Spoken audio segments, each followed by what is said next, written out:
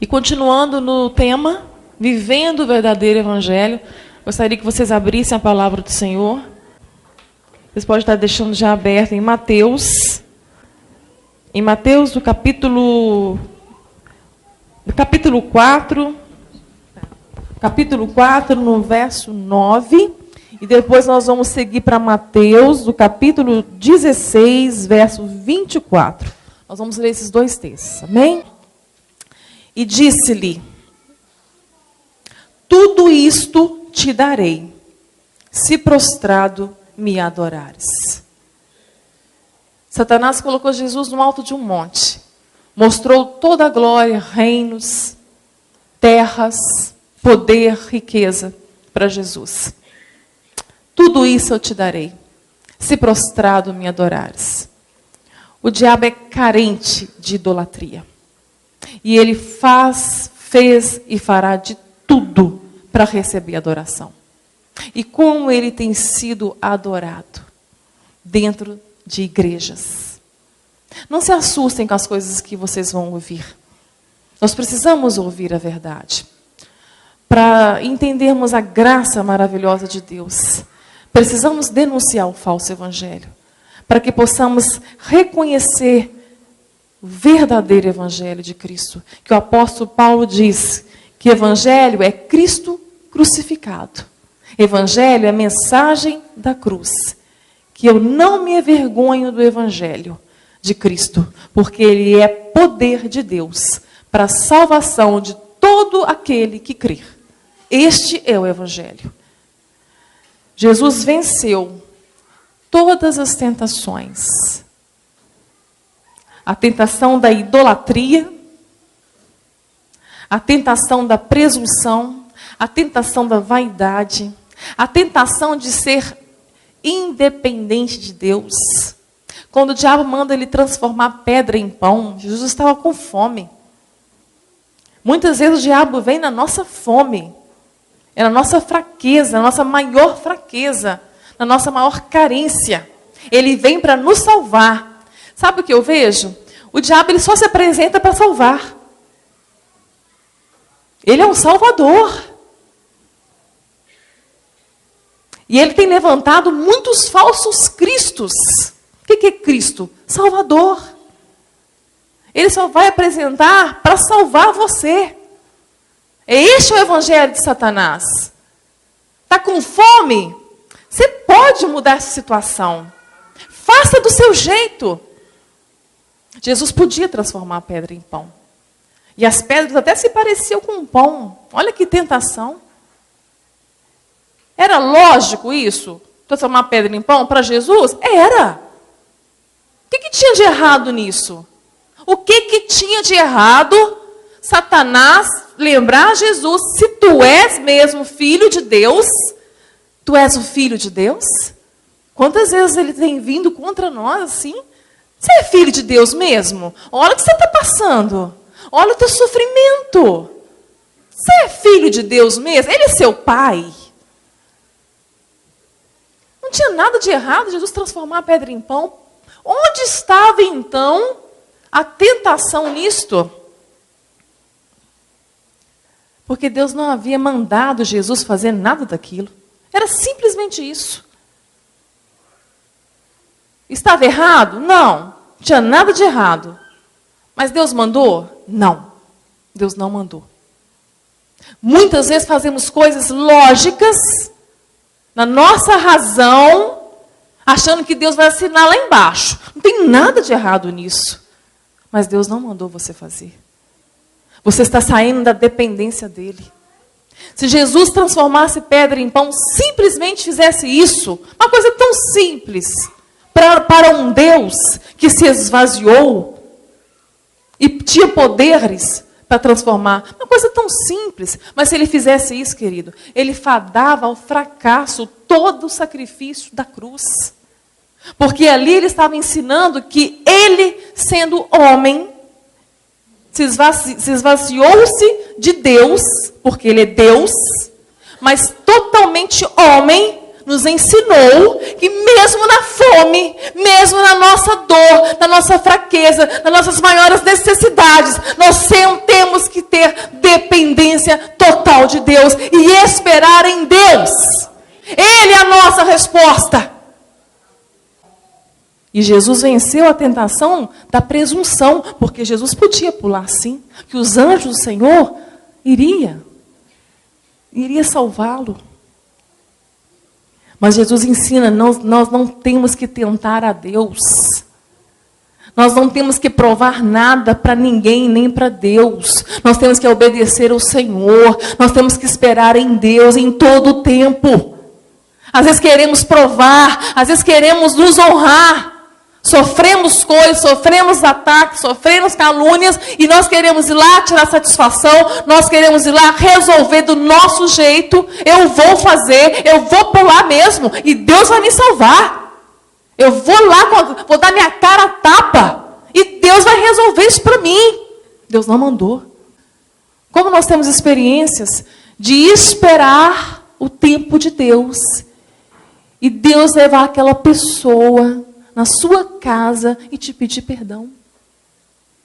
Quando Deus honra, tudo é perfeito. Quando Deus faz, não tem erro.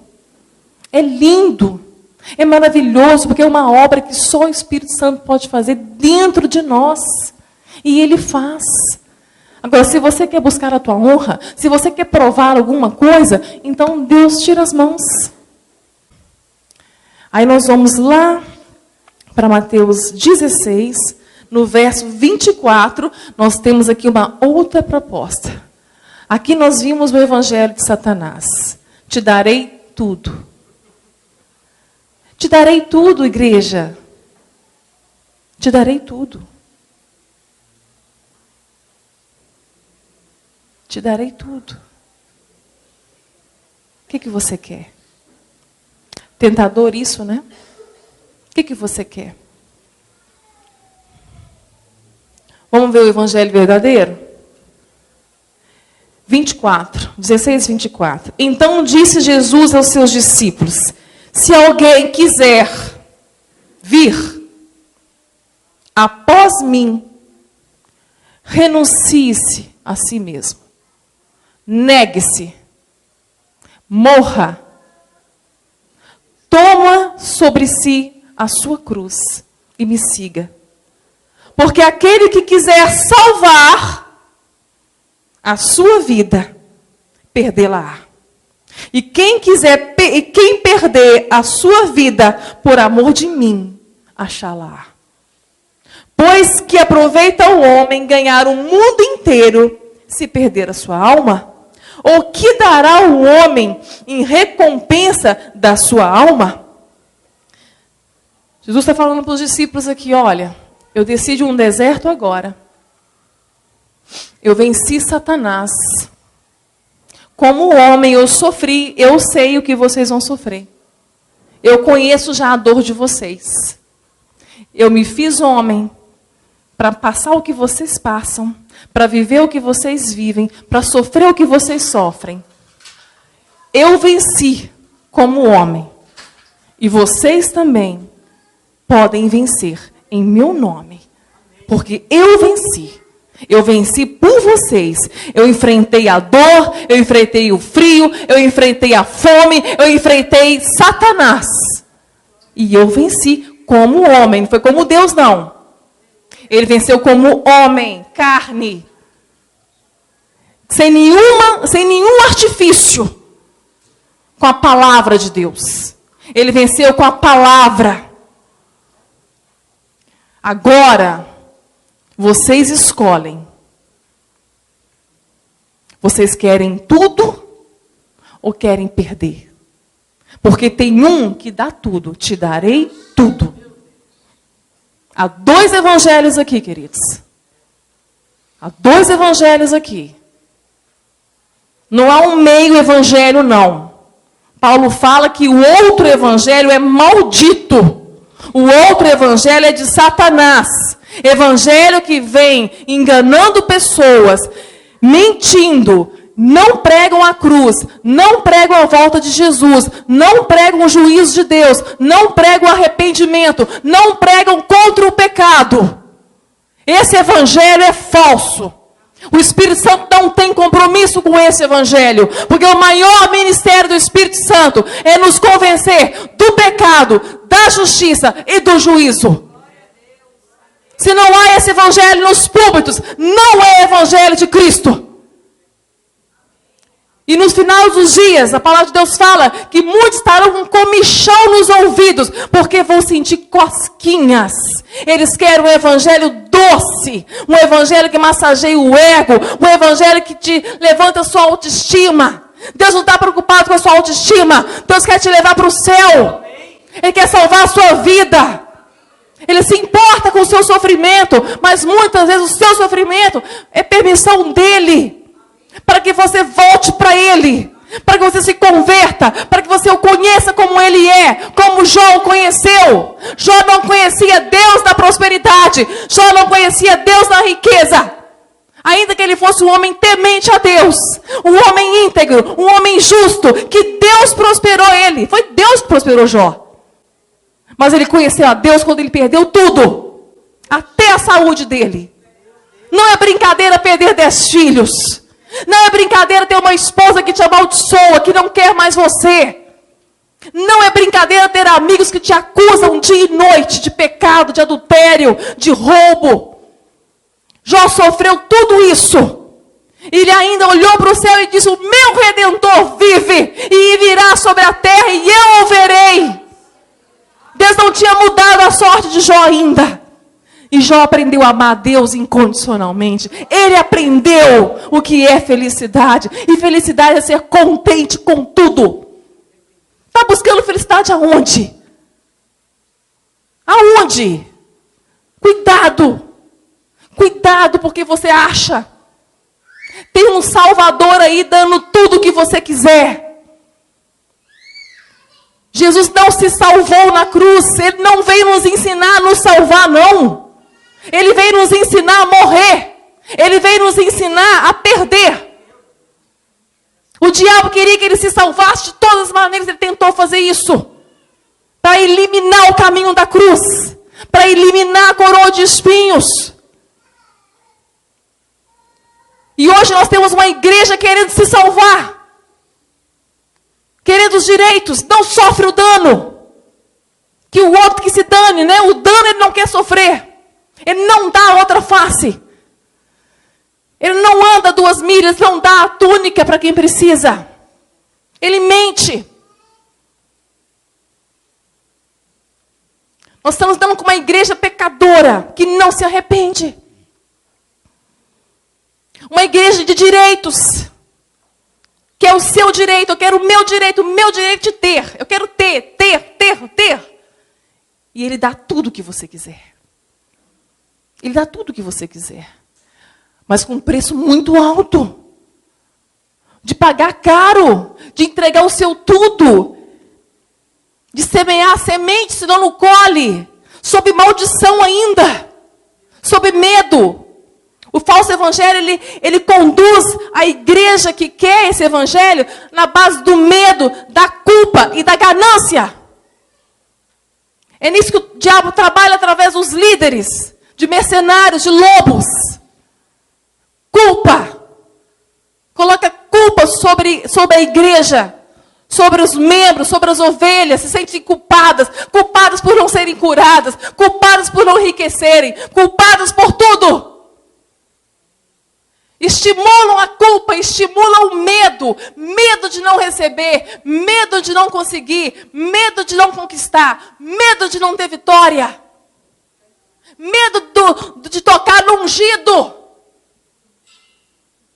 Colocam mordaças. Arrancam a pele delas. E estimulam uma outra coisa ainda. Ganância.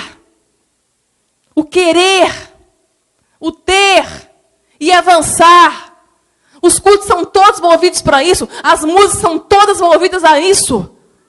O homem no centro, ele vai ganhar, ele vai ter, ele vai receber a vitória, a conquista, os bens. E Ele dá tudo. Só que tem uma igreja acordando para isso. E percebendo que quem está enriquecendo são eles, nas custas das ovelhas. E muitos estão despertando. Muitos estão despertando. Esse evangelho aqui não enche igreja, não. Esse evangelho aqui só é salvo quem o Espírito Santo salva. Só é salvo quem só consegue ouvir quem o Espírito Santo atrai para ouvir. Porque naturalmente não atrai. Não é uma igreja natural. A igreja que prega o evangelho não é uma igreja natural. É uma igreja sobrenatural. É só o Espírito Santo que pode trazer pessoas para essa igreja. Porque a igreja que prega o evangelho não vai usar entretenimentos, artifícios e artimanhas para atrair ninguém. O que Jesus falou? O te darei tudo não é Ele, igreja. Não é Ele. Porque se temos Ele, nós temos tudo. Se temos Ele, Ele é suficiente para todas as etapas, para todos os vales, para todos os momentos da nossa vida. Ele vai passar conosco, Ele vai nos ensinar em qualquer circunstância. É uma faculdade com Ele. É se você quiser, se você quiser. Você não é obrigado. Hoje Ele está falando com você. É se você quiser, querido. Eu não estou te prometendo nada. Jesus nunca mentiu. Jesus nunca deu esperança de coisas, de coisas materiais. Jesus nunca iludiu nenhum discípulo dele. Pelo contrário, ensinou que iriam passar por aflições, ensinou que seriam odiados, ensinou que seriam perseguidos. Jesus sempre foi curto e grosso, 880. Quando viu elogiar Jesus, já cortava pela raiz. Bom mestre. Bem sabemos que essas coisas que faz só podem ser feitas pela parte de Deus. Nicodemos, príncipe dos judeus. Conhecia e guardava 613 leis. Homem santo, bem visto pela sociedade e pela igreja. Jesus recebeu o elogio de Nicodemos? Sabe o que ele respondeu? Nicodemos, você tem que nascer de novo.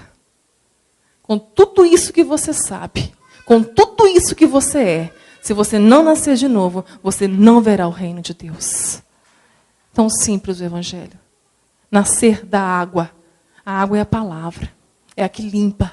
É que nos limpa, que nos lava. E nascer do Espírito Santo. Porque quem nos gera para essa salvação é o Espírito Santo. Ele que fala com você agora.